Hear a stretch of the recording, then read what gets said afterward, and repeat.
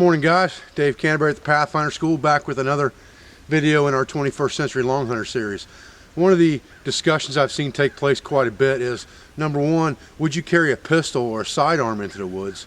And number two, what about 22 caliber as a self-reliance type weapon in a 21st Century Longhunter theory? And what I would say to that is, 22 caliber would always be my second choice to 12 gauge as far as commonality of rounds goes. They're found everywhere and they're cheap and they're lightweight. The problem is you can't kill some things with a 22 that you can kill with a 12 gauge, but you can kill anything with a 12 gauge that you can kill with a 22. Now with that said, for camp protection, things like that, or cost effectiveness of the ammunition, the 22 could be a better choice in some situations. The problem with that is that if you carry the 12 gauge and a 22, now you have two different rounds of ammunition you have to carry for two different caliber guns. And generally what I would carry for a sidearm and a 22 would just be a long barreled single action revolver. Okay, and this one's got a 22 and 22 Magnum barrel. It was given to me by a very good friend of mine, Steve Davis. And that would be my sidearm of choice if I were going to carry a sidearm in the woods. The problem with that is, in my theory of multi-purpose, multi-use, and 21st Century Longhunter is, again, two different calibers, two different weapons. If this weapon breaks or malfunctions for some reason, I'm stuck with a bunch of 22 ammunition with nothing to do with it. Well, I've solved that problem, and I want to talk to you about that today. Okay, so as you all know, the single shot 12 gauge is my preferred gun over anything else for any self-reliant situation or long-term use in eastern woodland environment. Okay, eastern woodland environment. Let's make sure that we clarify that.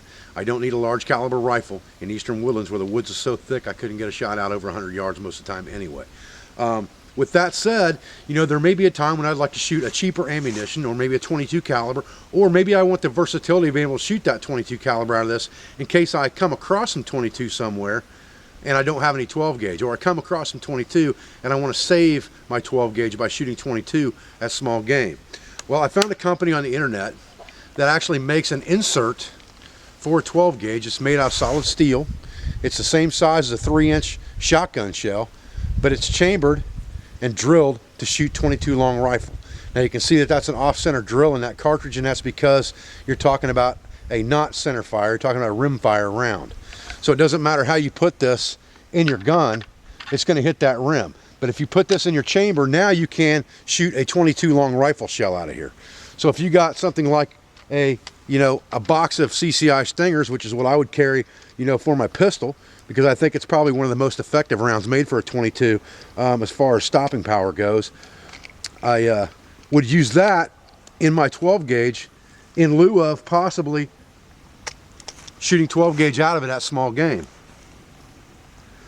So what we're going to do is we're going to test this. Now you know that because this is a very short cartridge, it's like shooting a short pistol barrel. Your accuracy may suffer, but the fact that you have got a long barrel on this thing and a pretty good steady aim, it might be okay. I'd like to test it out and find out. I've got a 22 chambered in there right now, ready to go. I've got a bottle of water sitting up over here. I'm going to get back about 25 yards from, see if I can even hit it with this short, cartridge in this gun with a 22 CCI Stinger in there. So stay with me.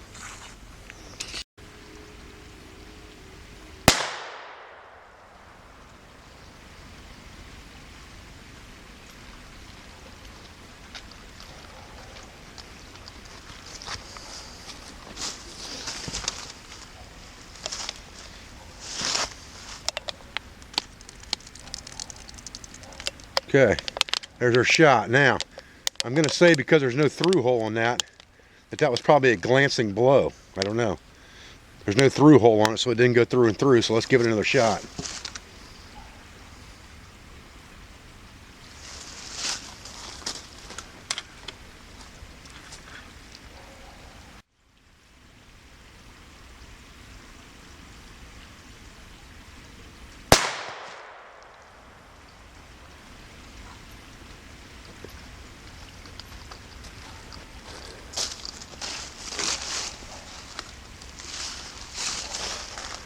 Okay.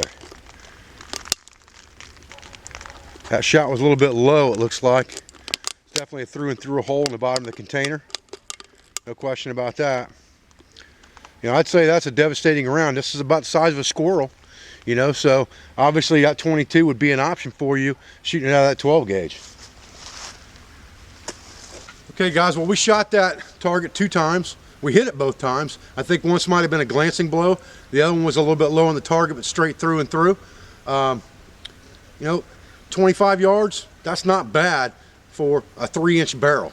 It basically is what it essentially is, a 3-inch barrel, but you've got a long, you know, way to aim if you've got a full-length shotgun. Now, the way they've got this set up, it does extract exactly like a 12 gauge. You can see it pops right out of there.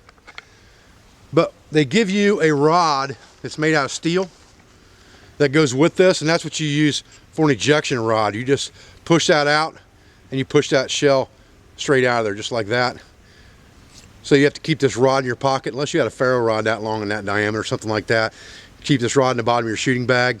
I suspect, you know, that it's not going to be too hard to keep from losing that as long as you drop it in the bottom of your shooting bag. And that's exactly what I'm going to do with mine right now. But it's a pretty good little device. You know, you can put it in your pack and it's not going to take up a whole lot of room. It's just like a 3-inch shell. It's a little heavier than a shotgun shell, but it's not going to take up a lot of room, and it gives you that versatility of 2 types of ammunition. Now, the company I got this from, I'll try to put a link to their website on this video at the end of the video or at the bottom of the video, but they make this insert for 410, 20 gauge, 45 long Colt, 44 Magnum, and I think 357 Magnum. So, you know, these things are like 25 bucks a piece, something like that, plus shipping. But for 100 bucks, you know, you buy 4 different ones and you got a lot of caliber choices, you know, that you can shoot out of that 12 gauge shotgun. I would tend to say that 22 would be the one I'd buy first, and then the second one probably would be a 410 45 long Colt version would be the only 2 that I'd worry about. 20 gauge is sometimes a common round in different areas of the United States. You know, if I was thinking about keeping that thing for a situation where I might have to go looking for ammunition someday, 20 gauge might be a good addition as well. But I think that it's a very good investment for the money. It gives your gun a lot of versatility, and it just goes to show the versatility of that single shot 12 gauge never ceases to amaze me. And, you know, for my money, this is the #1 gun to own right here. Very common man price at less than 120 bucks most of the time.